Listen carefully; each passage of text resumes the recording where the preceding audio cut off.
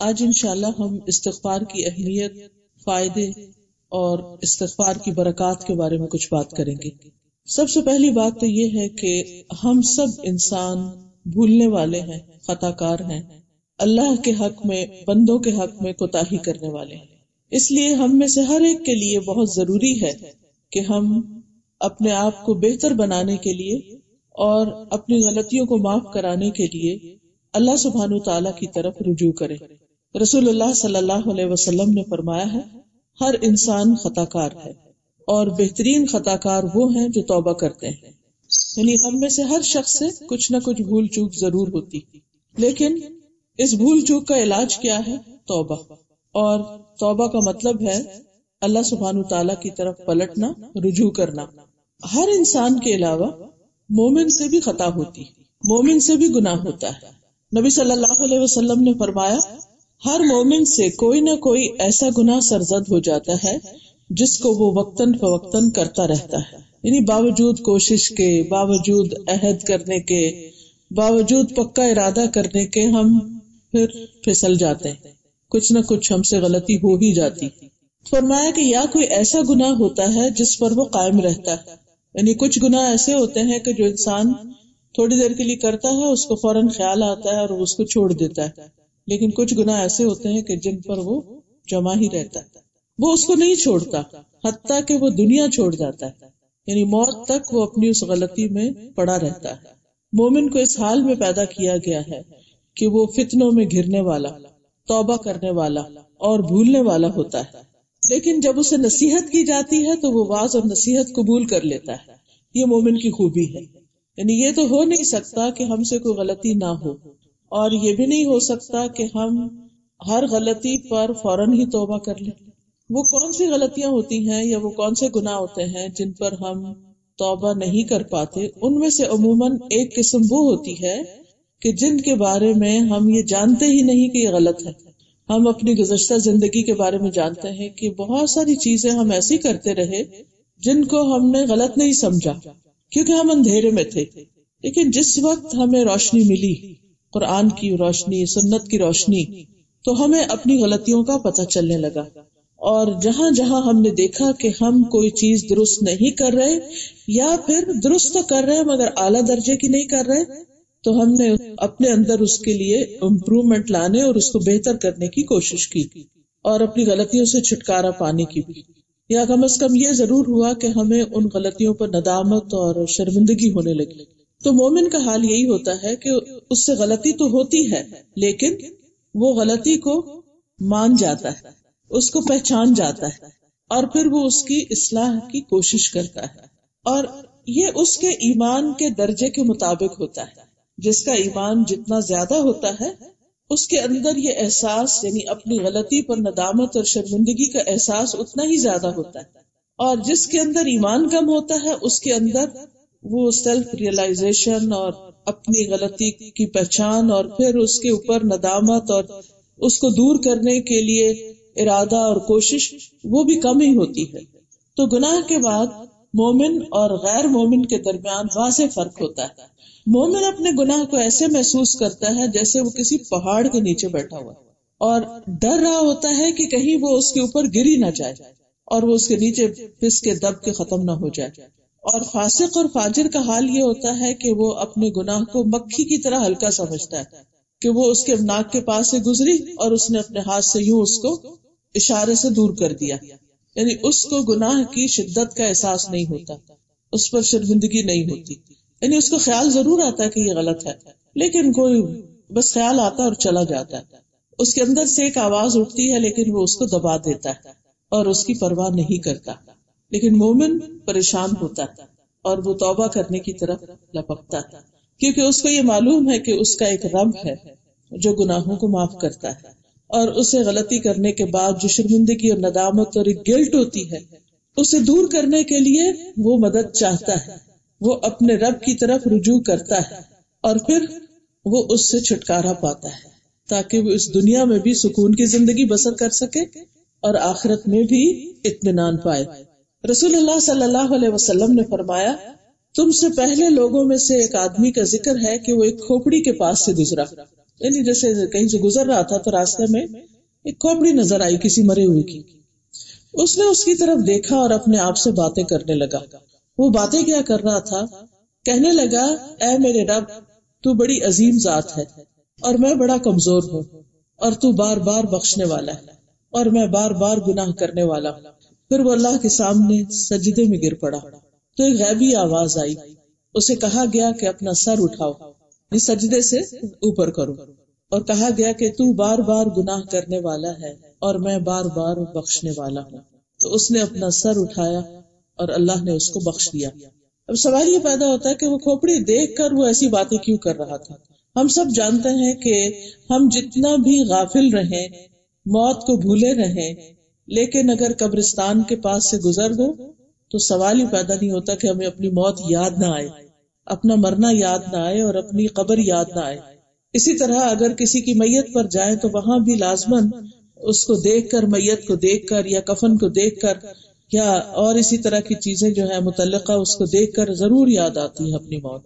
اگر ریئل میں نہ بھی دیکھے، کوئی ویڈیو کلپ دیکھ لے یا کوئی ایسا میسج پڑھ لے جس میں موت کا ذکر ہو تو خیال آتا ہے. اسی طرح اس شخص کے اوپر یہ کیفیت کیوں طاری ہوئی اس کھوپڑی کو دیکھ کر؟ آپ نے ویسے بھی دیکھا ہوگا کہ کھوپڑی کی تو اگر تصویر بھی دیکھ لی جائے تو ہیبت آتی، ایک خوف سا آتا ہے نا، کیونکہ ساری سکن اتر چکی ہوتی، آنکھیں نہیں ہوتی، ہونٹ نہیں ہوتے، کوئی کچھ نہیں ہوتا، تو وہ ایک ڈراؤنی سی چیز ہوتی. تو ایسی چیزیں انسان کے دل کو نرم کرتی، اس کو اپنی موت یاد دلاتی. اور انسان جب ایسی کیفیت میں اپنے رب کی طرف رجوع کرتا ہے تو بڑا سچا رجوع کرتا ہے. اس کے دل کے اوپر ایک خاص قسم کی کیفیت گزرتی اور وہ اندر سے پگھل جاتا ہے اور پھر وہ حقیقی معنوں میں اپنے رب کو پکارتا ہے. اس شخص کا بھی حال یہی تھا اور یہ ندامت کے مارے اپنے گناہوں کو دیکھتے ہوئے شرمندگی کے مارے گر پڑا اور سجدے میں پڑ گیا اور پھر اللہ سے باتیں کرنے لگا. تو اللہ سبحانہ تعالیٰ نے اس کے اس عمل کی وجہ سے اس کو بخش دیا. تو اس سے یہ بات پتہ چلتی ہے کہ انسان تو گناہ گار ہے ہی، لیکن رب بہت غفار ہے، بہت زیادہ بخشنے والا ہے. اس لیے انسان سے چھوٹا گناہ ہو یا بڑا گناہ ہو، کبھی بھی اسے مایوس نہیں ہونا چاہیے اور اپنے رب کی طرف رجوع کرتے رہنا چاہیے، تاکہ دنیا سے جب انسان جائے تو بالکل پاک صاف ہو کر جائے. حدیث سے ہمیں یہ بھی پتہ چلتا ہے کہ استغفار کا کرنا اللہ تعالیٰ کو پسند ہے اور اللہ سبحانہ تعالیٰ ہمیں اس کی ترغیب بھی دیتے، شوق دلاتے ہیں. ابو ہریرہ رضی اللہ عنہ سے مروی ہے کہ رسول اللہ صلی اللہ علیہ وسلم نے فرمایا، اس ذات کی قسم جس کے قبضے میں میری جان ہے، اگر تم گناہ نہ کرتے تو اللہ تمہیں لے جاتا اور ایسی قوم لے آتا جو گناہ کرتے، پھر اللہ سے مغفرت طلب کرتے تو اللہ تعالیٰ انہیں معاف کر دیتا. یعنی اللہ تعالیٰ جانتے ہیں کہ انسان کو جیسا میں نے بنایا ہے وہ بھولنے والا بھی ہے، غلطی کرنے والا بھی ہے، اور اس سے بار بار ایسا ہوگا اور پھر یہ پلٹے گا. تو غلطی تو ہوگی، انسان راستہ بھولے گا، لیکن کہتے نا صبح کا بھولا شام کو گھر آ جائے تو اس کو بھولا نہیں کہتے. تو تائب من الذنب کمن لا ذنب لہ، انسان جب راہ چھوڑنے کے بعد، بھولنے کے بعد واپس اللہ کی طرف آتا ہے تو یہ جو واپسی ہے اللہ کی طرف، لوٹ آنا ہے اللہ کی طرف، یہ اللہ تعالیٰ کو بہت زیادہ محبوب ہے، بہت زیادہ پسند ہے. اس کا یہ مطلب نہیں کہ ہم گناہ کریں کیونکہ اللہ تعالیٰ چاہتے ہیں کہ ہم گناہ کریں اور پھر توبہ کریں، نہیں، ہم نہ بھی چاہیں تو بھی ہم سے گناہ ہوں گے. ایسا نہیں ہوتا کہ ہم گناہ کرنا چاہتے ہیں ضروری تو تبھی گناہ ہوتا ہے. ہم نہیں بھی کرنا چاہتے تو ہم سے بعض اوقات ایسی مجبوری آ جاتی ہے کہ انسان پھسل ہی جاتا ہے، کچھ نہ کچھ اس کے اوپر ایسی چیز آ ہی جاتی اور پھر وہ اپنے رب کی طرف رجوع کرتا ہے. بعض اوقات وہ کسی بھول میں ہوتا ہے، غفلت میں ہوتا ہے، بعض اوقات جہالت میں ہوتا ہے، بعض اوقات اس کا ماحول ایسا ہوتا ہے، بعض اوقات جاننے کے باوجود وہ چیزیں بھول جاتا ہے. تو یہ ساری چیزیں پھر انسان کو احساس ہونے پر اللہ سبحانہ تعالیٰ کی طرف مائل کرتی ہیں. اور کسی انسان کا یہ کہنا کہ I was wrong، میں غلط تھا، یہ میری غلطی ہے، یہ ایک بڑا مشکل کام ہوتا ہے. اور انسان جب اپنی اس مشکل پہ قابو پا لیتا ہے، اپنی غلطی کو مان لیتا ہے، تو یہ جو ماننا ہے اس کی وجہ سے پھر وہ اللہ تعالیٰ کے قریب ہو جاتا ہے. قرآن مجید میں اللہ تعالیٰ فرماتے ہیں افلا یتوبون الی اللہ ویستغفرونہ، کیا وہ اللہ کے حضور توبہ نہیں کریں گے اور اس سے بخشش نہیں مانگیں گے. واللہ غفور الرحیم، حالانکہ اللہ بخشنے والا اور رحم کرنے والا ہے. یعنی اللہ سبحانہ وتعالیٰ اس بات کی دعوت دیتے ہیں کہ آؤ اور مجھ سے بخشش طلب کرو. ہم جتنے بھی انبیاء علیہ السلام ہیں ان کی زندگیوں کو دیکھتے ہیں تو ہمیں یہ نظر آتا ہے کہ وہ تمام انسانیت کے اعلیٰ درجے پر ہوتے ہوئے عام انسانوں سے، مومنوں سے بلند مقام رکھتے ہوئے بھی اپنے رب کی طرف رجوع کرتے ہیں اور ہر موقع پر رجوع کرتے ہیں. ہم سب جانتے ہیں کہ آدم علیہ السلام جو ہم سب کے باپ ہیں، ان سے جب بھول ہوئی تھی تو انہوں نے کیا کیا؟ انہوں نے فَتَلَقَّى آدَمُ مِن رَبِّهِ كَلِمَاتٍ فَتَابَ عَلَيْهِ إِنَّهُ هُوَ التَّوَّابُ الرَّحِيمُ. آدم علیہ السلام نے اپنے رب ہی سے کلمات سیکھے اور اللہ سے استغفار کی تو اللہ تعالیٰ ان کی طرف متوجہ ہوئے اور ان کو معاف کر دیا. اور اس میں انہوں نے کیا کہا؟ ربنا ظلمنا انفسنا وان لم تغفر لنا وترحمنا لنکونن من الخاسرین. تو اللہ سبحانہ وتعالیٰ نے ان کی بخشش فرما دی، اللہ ان سے راضی ہو گیا. اس کے بعد ہم دیکھتے ہیں ابراہیم علیہ السلام کو جو اللہ کے دوست تھے. قرآن مجید میں آتا ہے واتخذ اللہ ابراہیم خلیلا، اللہ تعالیٰ نے ابراہیم علیہ السلام کو اپنا دوست بنایا. اللہ کو کسی دوست کی ضرورت نہیں، لیکن یہ ان کو عزت بخشی ان کی قربانیوں کی وجہ سے اور ان کو دوست کہا اور خلیل کہا. اتنا بڑا آنر ملنے کے باوجود بھی. اور پھر ایک اور جگہ پر آتا ہے انی جاعلک للناس اماما، میں تجھے سب لوگوں کا امام بنانے والا. اسی طرح کچھ اور انعامات بھی ابراہیم علیہ السلام پر ہوئے، ان کی دعائیں قبول ہوئیں. لیکن ان کی عاجزی اور انکساری کا حال دیکھیے کہ کس طرح وہ اپنے رب سے استغفار کرتے ہیں، توبہ کرتے ہیں. وہ کہتے ہیں والذی اطمع ان یغفر لی خطیئتی یوم الدین، وہ ذات جس سے میں توقع رکھتا ہوں کہ قیامت کے دن میری خطائیں معاف کر دے گا. یعنی انہیں بھی اپنی خطاؤں کا احساس ہے. حالانکہ انبیاء علیہ السلام کے ساتھ تو اللہ کا وعدہ ہے ان کی بخشش کا، لیکن اس کے باوجود انہیں اس بات کا احساس ہے. اس سے یہ بھی سمجھ میں آتا ہے کہ جس انسان کے اندر جتنا ایمان ہوگا، جتنی روشنی ہوگی، جتنی اویئرنس ہوگی، جتنا تقوی ہوگا، اتنی ہی زیادہ اس کو اپنی بخشش کی فکر بھی ہوگی. اسی طرح ہم موسیٰ علیہ السلام کے بارے میں دیکھتے ہیں. موسیٰ علیہ السلام کا آپ دیکھیے کہ سب سے زیادہ قرآن مجید میں ذکر ہوتا ہے. کوئی پارہ ایسا نہیں جس میں موسیٰ علیہ السلام کا ذکر نہ ہو. اور ویسے بھی آپ جانتے ہیں کہ آسمان پر ابراہیم علیہ السلام 7ویں آسمان پر ہے تو موسیٰ علیہ السلام 6 آسمان پر، یعنی اللہ کے معزز ترین بندوں میں سے ہے موسیٰ علیہ السلام. لیکن وہ بھی کس طرح اپنی غلطی کا اعتراف کرتے ہیں. قال رب انی ظلمت نفسی فاغفر لی فغفر له انہ هو الغفور الرحیم. اے میرے رب، بلا شبہ میں نے اپنے آپ پر ظلم کیا، تو مجھے معاف کر دے. تو اللہ سبحانہ وتعالیٰ نے ان کو بخش دیا، ان کو معاف کر دیا. بے شک وہ بڑا بخشنے والا، رحم فرمانے والا ہے. یونس علیہ السلام سے جب خطا ہوئی، اپنی قوم کو چھوڑ کر چلے گئے تو مچھلی نے ان کو نگل لیا. وہاں جا کر انہوں نے کیا کہا؟ لا الہ الا انت سبحانک انی کنت من الظالمین. تو اللہ سبحانہ وتعالیٰ نے ان پر رحم فرما دیا. ونجیناہ من الغم وکذالک ننجی المؤمنین. ہم نے ان کو غم سے نجات دی اور مومنوں کو بھی ایسے ہی دیتے ہیں. اسی طرح داؤد علیہ السلام کے بارے میں آتا ہے سورہ صاد میں وَظَنَّ دَاوُودُ أَنَّمَا فَتَنَّاهُ فَاسْتَغْفَرَ رَبَّهُ وَخَرَّ رَاكِعًا وَأَنَابَ. داؤد علیہ السلام کو اس بات کا خیال آیا کہ دراصل ہم نے ان کی آزمائش کی ہے، تو انہوں نے اپنے رب سے معافی مانگ لی اور وہ رکوع میں گر گئے. خَرَّ رَاكِعًا وَأَنَابَ، اور اللہ کی طرف انہوں نے رجوع کر لیا. اسی طرح ہم یہ دیکھتے ہیں کہ جتنے بھی پیغمبر ہیں یہ اپنی قوموں کو بھی استغفار کی ترغیب دیتے ہیں. نوح علیہ السلام اپنی قوم سے کہتے ہیں فَقُلْتُ اسْتَغْفِرُوا رَبَّكُمْ إِنَّهُ كَانَ غَفَّارًا، کہ اپنے پروردگار سے، اپنے رب سے معافی مانگ لو، بے شک وہ بڑا معاف کرنے والا ہے. ہود علیہ السلام نے کہا وَيَا قَوْمِ اسْتَغْفِرُوا رَبَّكُمْ ثُمَّ تُوبُوا إِلَيْهِ، اے میری قوم اپنے پروردگار سے معافی مانگو پھر اسی کے آگے توبہ کرو. شعیب علیہ السلام نے کہا وَاسْتَغْفِرُوا رَبَّكُمْ ثُمَّ تُوبُوا إِلَيْهِ، اپنے رب سے معافی مانگو اور اس کے آگے توبہ کرو. اللہ سبحانہ تعالیٰ نے نبی صلی اللہ علیہ وسلم کو بھی استغفار کا حکم دیا. واستغفر اللہ ان اللہ کان غفورا رحیما، اور اللہ سے بخشش طلب کیجیے، اللہ یقیناً بہت بخشنے والا مہربان ہے. تمام لوگوں کو یہ حکم دیا گیا کہ وہ استغفار کریں. وان استغفروا ربکم ثم توبوا الیہ، پھر اسی طرح ایمان والوں کی خاص صفت ہے کہ وہ استغفار کثرت سے کرتے ہیں. سورۃ السجدہ میں آتا ہے کانوا قلیلا من اللیل ما یہجعون وبالاسحار هم یستغفرون، کہ وہ راتوں کو کم سوتے ہیں اور سحری کے وقت استغفار کرتے ہیں، یعنی تہجد کے وقت وہ اللہ سے اپنے گناہوں کی معافی مانگتے ہیں. ان کو یہ ذوق اور خیال نہیں ہوتا کہ ہم تو اس وقت اٹھ رہے ہیں، ہم تو بڑے نیک لوگ ہیں تو ہمیں تو ضرورت نہیں. جو جتنا اپنے رب کے قریب ہوتا ہے، اللہ کی عظمت کو پہچانتا ہے، اس کے گرینڈر کو اور اس کی بڑائی کو اور اس کی حکمت کو اور اس کے علم کی وسعتوں کو، وہ اتنا ہی زیادہ اپنی کوتاہیوں کو دیکھنے والا ہو جاتا ہے اور پھر وہ اس سے توبہ کرتا ہے. اور یہ بھی یاد رکھیے کہ جو اللہ سے معافی کی امید رکھتا ہے اسی کو معافی ملتی. یہ نہیں کبھی بھی سوچنا چاہیے کہ میری تو معافی ہو نہیں سکتی، میرا گناہ نہیں معاف ہو سکتا، مجھے نہیں اللہ بخشے گا. یہ کبھی بھی نہ سوچے، نا امید نہ، مایوس نہ ہو.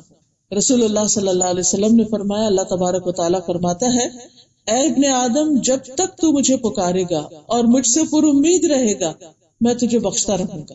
جو بھی کوئی گناہ ہوں گے ان کی میں کوئی پرواہ نہیں کروں گا. اے ابن آدم، اگر تیرے گناہ آسمان کی بلندیوں تک پہنچ جائیں، اور آپ کو معلوم ہے کہ زمین سے آسمان کا فاصلہ 500 سال کے برابر، تو پھر مجھ سے بخشش طلب کرے تو میں پرواہ کیے بغیر تجھے بخش دوں. یعنی اتنے زیادہ گناہ ہے کہ آسمان تک چلے گئے. اے ابن آدم، اگر تو زمین بھر گناہ کر لے، یعنی پوری زمین تیرے گناہوں سے بھر جائے اور پھر تو میرے پاس آئے اس حال میں کہ میرے ساتھ کسی کو شریک نہیں ٹھہرایا، تو میں تجھے ان گناہوں کے بقدر بخش دوں گا. اللہ سبحانہ تعالیٰ کی بخشش اور رحمت جو ہے وہ بہت وسیع ہے.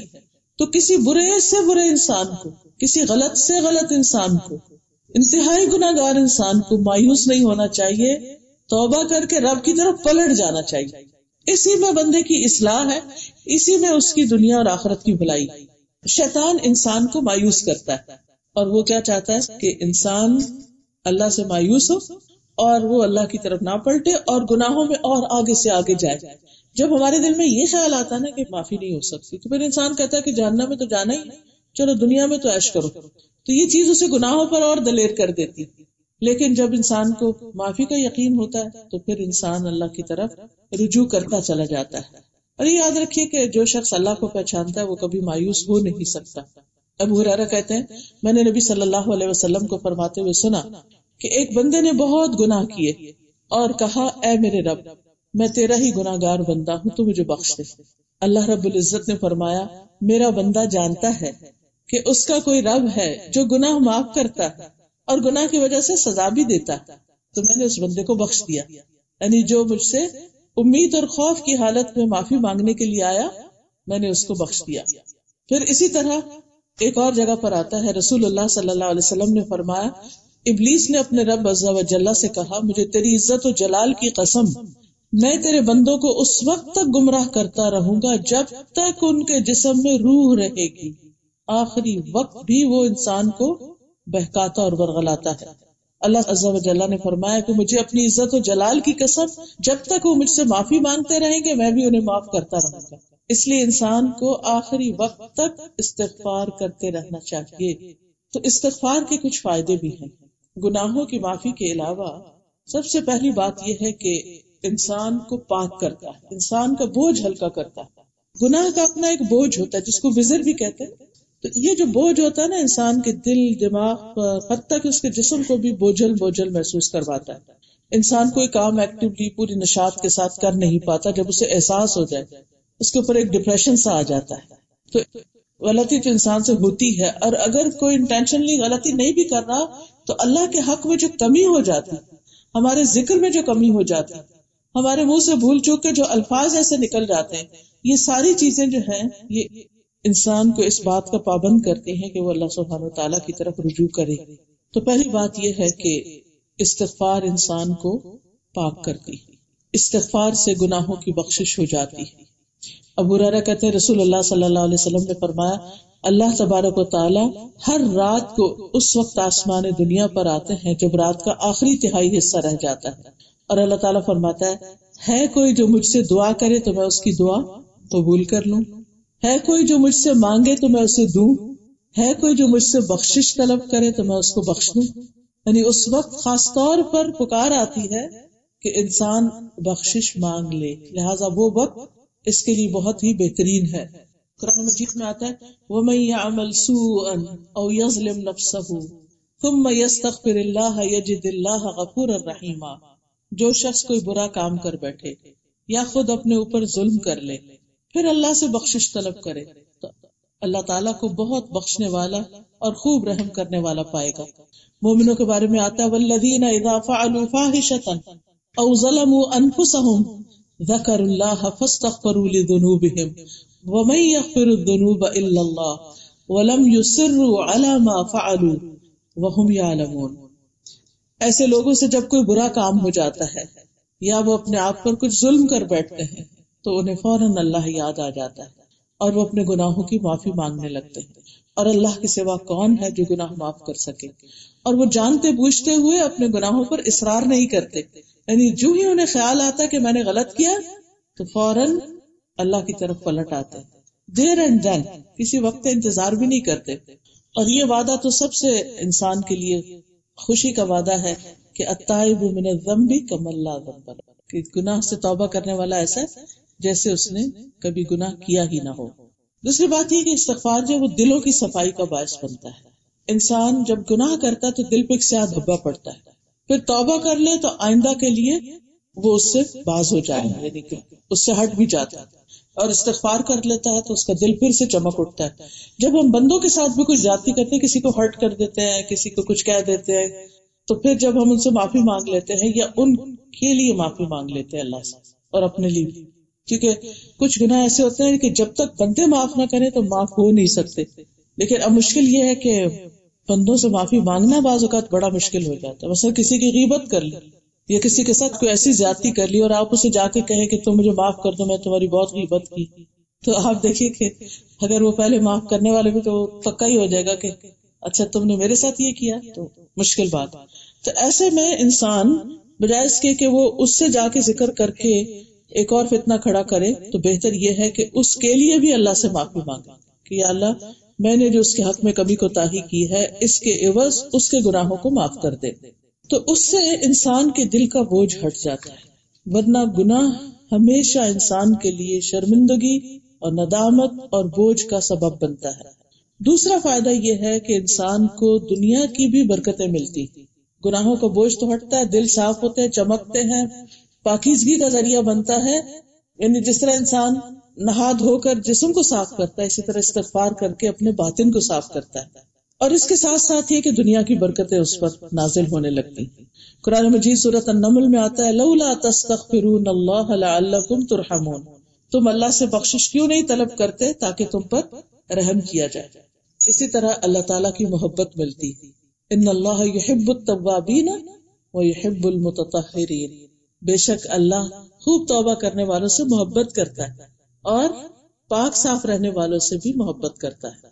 تو یہ تطہر جو ہے یہ جسمانی صفائی ہے، یعنی کہ انسان کی اپنے زائد بالوں سے صفائی، میل کچیل سے صفائی، ناخنوں وغیرہ کی، اور ہر طرح کی، دانتوں کی، یعنی اپنے کپڑوں کی، اپنے گھر کی، لباس کی، جگہ کی، یہ صفائی جو ہے یہ تطہر ہے، یہ ظاہری صفائی ہے، اور توبہ جو ہے یہ انسان کے باطن کی صفائی۔ تو جو یہ دونوں طرح کی صفائی اختیار کرے، ظاہری اور باطنی، ایسے لوگ اللہ تعالیٰ کے محبوب ہوتے ہیں۔ اسی طرح انسان کو کامیابیاں بھی ملتی ہیں، یعنی اگر کسی بھی پروجیکٹ میں، کسی بھی کام میں انسان کو نقصان ہو رہا ہے، پیچھے جا رہا ہے، تو اس کو چاہیے کہ خاص طور پر استغفار کرے۔ اللہ تعالیٰ فرماتے ہیں وَتُوبُوا إِلَى اللَّهِ جَمِيعًا أَيُّهَا الْمُؤْمِنُونَ لَعَلَّكُمْ تُفْلِحُونَ، تم سب اللہ کے حضور توبہ کرو اے مومنو تاکہ تم فلاح پاؤ، کامیاب ہو جاؤ۔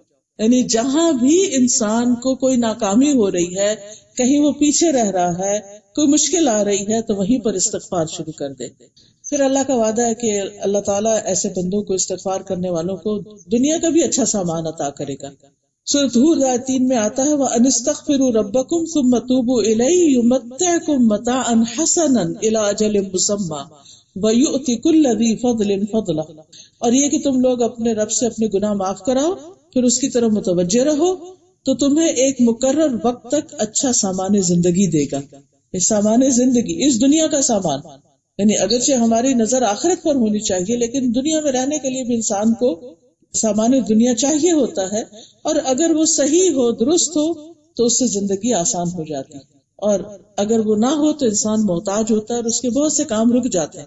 فرمایا یمتعکم متاعا حسنا الی اجل مسمی ویؤتی کل ذی فضل فضلا، اور ہر زیادہ عمل کرنے والے کو زیادہ ثواب دے گا۔ ذی فضل سے مراد یہاں وہ لوگ جو زیادہ سے زیادہ اللہ کو راضی کرتے ہیں، اچھے اچھے کام کرتے ہیں، تو ان کا اجر اور زیادہ بڑھا دے گا۔ پھر اسی طرح رزق، مال اور اولاد میں برکتیں اور اس میں اضافہ۔ ہر دوسرا بندہ ان میں سے کسی نہ کسی چیز کے لیے پریشان، یا تو رزق کے لیے یا رزق حلال کے لیے، اسی طرح اولاد کے لیے، اولاد نہیں ہے تب پریشانی، اولاد ہے تو اس کی تربیت کی پریشانی۔ پھر اسی طرح جو لوگ کھیتی باڑی وغیرہ کرتے ہیں اور اس طرح کے زراعت کے پیشے سے منسلک ہیں تو انہیں اس اعتبار سے باغوں وغیرہ کی۔ تو اللہ تعالیٰ فرماتے سورۃ نوح میں فَقُلْتُ اسْتَغْفِرُوا رَبَّكُمْ إِنَّهُ كَانَ غَفَّارًا يُرْسِلِ السَّمَاءَ عَلَيْكُمْ مِدْرَارًا وَيُمْدِدْكُمْ بِأَمْوَالٍ وَبَنِينَ وَيَجْعَلْ لَكُمْ جَنَّاتٍ وَيَجْعَلْ لَكُمْ أَنْهَارًا۔ تو میں نے کہا اپنے رب سے معافی مانگ لو، یقیناً ہمیشہ سے بہت معاف کرنے والا ہے، وہ تم پر بہت برستی ہوئی بارش اتارے گا، اور وہ مالوں اور بیٹوں کے ساتھ تمہاری مدد کرے گا، اور تمہیں باغات عطا کرے گا، تمہارے لیے نہریں جاری کر دے گا، یعنی خوب وافر مقدار میں پانی بھی ملے گا۔ تو دنیاوی نعمتیں بھی، یعنی پانی ہوگا تو فصلیں اگیں گی تو مال آئے گا، اور ویسے بھی مال اور اولاد، یعنی ہر طرح کی گروتھ اور نشو و نما اور بہتری اور بھلائی انسان کو نصیب ہوگی۔ تو اس لیے انسان کو شعوری طور پر استغفار کرنا چاہیے۔ پھر اسی طرح آپ دیکھیے کہ ہر گناہ جو ہوتا ہے وہ اپنے کچھ نتائج رکھتا ہے۔ یہ نہیں ہو سکتا کہ انسان گناہ کرے اور پھر یہ کہ کچھ نہیں ہوتا۔ ہم یہ سوچتے ہیں کہ کچھ نہیں ہوتا، خیر ہے کوئی بات نہیں۔ آپ کو اس کے بعد یا تو نیکی کرنی چاہیے اور اس کے لیے استغفار تو کرنی ہی کرنی چاہیے، تاکہ وہ ہمارے نام اعمال سے ریموو ہو جائے اور ہمارے لیے پریشانی کا باعث نہ بنے۔ لیکن یہ بات بھی یاد رہنی چاہیے کہ آخرت میں پریشانی تو ہے ہی، دنیا میں بھی انسان کو بعض اوقات اس کی وجہ سے کچھ پریشانیوں کا سامنا کرنا پڑتا ہے، تو اس کے لیے انسان کو استغفار کرتے رہنا چاہیے تاکہ اللہ کا عذاب جو ہے وہ ٹل جائے اور وہ نہ آئے۔ اب اس میں آپ دیکھیے کہ گناہ ایسے ہی ہے جیسے مثلا ہم یہ کہیں کہ دبئی میں جون کا مہینہ آئے گا لیکن گرمی نہیں ہوگی، یہ کیسے ہو سکتا ہے؟ جون کا مہینہ آئے، جولائی آئے اور گرمی نہ آئے۔ اسی طرح یہ کیسے ہو سکتا ہے کہ انسان گناہ کرے اور اس سے اپنے لیے جہنم کی آگ بھڑکائے اور کہے کہ نہیں کچھ نہیں فرق پڑتا؟ نہیں، گناہ سے فرق تو ضرور پڑتا ہے، یعنی اس کے اپنے کانسیکوینسز ہیں ہی ہیں، ان سے بچنے کے لیے استغفار کی ضرورت ہے۔ ہم اب دیکھیں آندھی چلے تو یہ کیسے ہو سکتا ہے کہ انسان کو اس کی مٹی کا اثر نہ ہو اور گھر کی صفائی کی ضرورت نہ ہو، یا انسان کو خود نہانے دھونے کی ضرورت نہ ہو؟ یہ تو نہیں ہو سکتا۔ تو پھر اسی طرح ہم سے جو گناہ ہوں تو اس سے بچنے کے لیے اور ان کے برے نتائج سے بچنے کے لیے وَنَعُوذُ بِاللَّهِ مِن شُرُورِ أَنفُسِنَا وَمِن سَيِّئَاتِ أَعْمَالِنَا، کہ ہمارے اعمال کی جو برائیاں ان کے شر سے بچنے کے لیے ہم اپنے آپ کو اللہ کی پناہ میں دیتے ہیں، اللہ کی طرف رجوع کرتے ہیں اور استغفار کرتے ہیں۔ پھر اسی طرح یہ ہے کہ بعض بیماریوں کا علاج بھی استغفار میں ہے۔ اچھا، یہ جو عذاب سے بچنے کے بارے میں آتا ہے تو حدیث میں آتا ہے انسان جب تک اللہ عز و جل سے استغفار کرتا ہے اس وقت تک اللہ کے عذاب سے محفوظ رہتا ہے، عذاب نہیں آتا۔ قرآن مجید میں بھی آتا ہے نا وَمَا كَانَ اللَّهُ لِيُعَذِّبَهُمْ وَأَنْتَ فِيهِمْ وَمَا كَانَ اللَّهُ مُعَذِّبَهُمْ وَهُمْ يَسْتَغْفِرُونَ، اللہ انہیں عذاب دینے والا نہیں جب تک وہ استغفار کرتے رہیں گے۔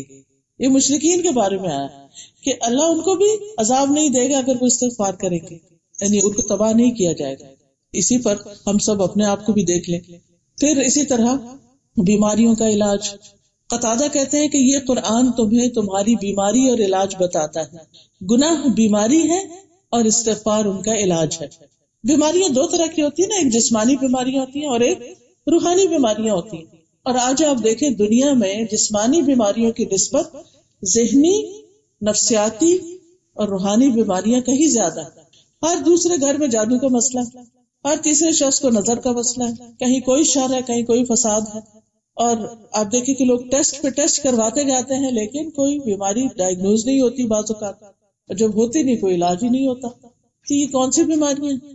یہ عام طور پر اپنے ہی غفلت اور گناہوں کی بیماریاں ہوتی، اور ان سے نجات کے لیے ضروری ہے کہ انسان اللہ کی طرف رجوع کرے. آپ دیکھیں کہ جنات کی وجہ سے، جنات یا شیاطین کو ہمارے اوپر حملہ آور ہونے کا موقع کب ملتا ہے؟ جب ہم اللہ کے ذکر سے، اپنی عبادت سے، طہارت سے غافل ہوتے ہیں تو وہ اٹیک کر دیتے ہیں. تو اس کا علاج کیا ہے کہ انسان پھر اللہ سے توبہ کرے، استغفار کرے اور اپنی عبادت زیادہ کر دے. یہ جو علاج بتاتے ہیں نا، اتنا دفعہ یہ وظیفہ پڑھ لو، یہ دعا پڑھ لو، یہ منزل پڑھ، یہ بھی دراصل کیا ہے کہ ایکسٹرا عبادت کرو.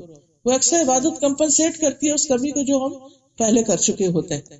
اسی طرح استغفار خاص طور پر سینے کی گھٹن اور تنگی دور کرتا ہے. ابن قیم کہتے ہیں کہ سینے کی گھٹن کے اسباب میں سے سب سے بڑا سبب اللہ سے اعراض کرنا ہے، منہ موڑنا ہے، اللہ کی طرف توجہ نہ کرنا، دل کو اللہ کے سوا کسی اور کے ساتھ جوڑ لینا اور اللہ کے ذکر سے غفلت کرنا ہے. تو جب انسان اللہ کا ذکر کرنے لگتا ہے، استغفار کرنے لگتا ہے، تو تنگی دور ہو جاتی. اور وہ کہتے ہیں کہ ہمیشہ دل سے سچا استغفار نکلتا رہتا ہے اور دل کی تندرستی اور سلامتی کو لوٹا دیتا ہے. یعنی کبھی آپ کو محسوس ایسا ہوتا ہے نا کہ انسان کے اندر ایک خاص اطمینان اور سکون ہوتا ہے، پھر کوئی وقت ہوتا ہے کہ انسان کو بے چینی سی شروع ہو جاتی ہے، تو انسان کہتا ہے اللہ میری وہ کیفیت واپس آئے. یہ ہوا کیا، میں نے کیا کیا، کوئی گناہ ہی ہوا، یہ کوئی غلط کام ہوا، یہ کچھ نہ کچھ کمی ہوئی ہے. تو پھر انسان کیا کرتا ہے، توبہ کرنے لگتا ہے، استغفار کرنے لگتا ہے، تو اس کی وہ کیفیت واپس آ جاتی ہے. پھر اسی طرح جو توبہ کرتے ہیں، استغفار کرتے ہیں، انہیں فرشتوں کی دعائیں ملتی. نماز کے بعد جب انسان مصلی پہ بیٹھا ہوتا ہے تو جب تک اس کا وضو رہتا ہے اور ذکر کرتا ہے، اللہ تعالیٰ اس کے گناہ معاف کرتے ہیں، فرشتے اس کے لیے دعائیں کرتے ہیں. اسی طرح جو فرشتے عرش اٹھائے ہوئے ہیں وہ بھی ایمان والوں کے لیے دعائیں کرتے ہیں. وَيَسْتَغْفِرُونَ لِلَّذِينَ آمَنُوا رَبَّنَا وَسِعْتَ كُلَّ شَيْءٍ رَحْمَةً وَعِلْمًا فَاغْفِرْ لِلَّذِينَ تَابُوا. اللہ ان لوگوں کو بخش دے جو توبہ کرتے ہیں. وَاتَّبَعُوا سَبِيلَكَ، اور وہ تیرے راستے پر چلتے ہیں. پھر اسی طرح کچھ آخرت کے فائدے. جس شخص کے نامہ اعمال میں بہت استغفار ہوگا وہ اپنا نامہ اعمال دیکھ کے خوش ہو جائے گا. آپ نے فرمایا جس کو یہ بات پسند ہو کہ اس کا نامہ اعمال اسے خوش کر دے، یعنی اپنی بک آف ڈیڈ دیکھے اور خوش ہو جائے، تو اسے چاہیے کہ وہ استغفار کی کثرت کر دے تاکہ ہر خراب چیز اس میں سے مٹ جائے اور صاف ستھرا اعمال نامہ اس کو ملے. پھر اسی طرح جنت میں داخلے کا ذریعہ ہے.